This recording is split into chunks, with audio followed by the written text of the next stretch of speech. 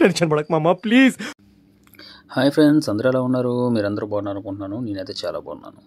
కాకపోతే కొంచెం body pains ఎక్కువని చెప్పి ఇలా మాల్లోకి అయితే వచ్చిన ఒక మాల్లోకి అక్కడైతే మసాజ్ చేసే చైర్ అయితే కనిపించింది. సర్లే అని చెప్పి అందులో ఒక దిరామ్ వేసి కూర్చున్నాను. ₹1, అదే ₹1 కాదు, 100 దిరామ్ వేసి కూర్చున్నాను.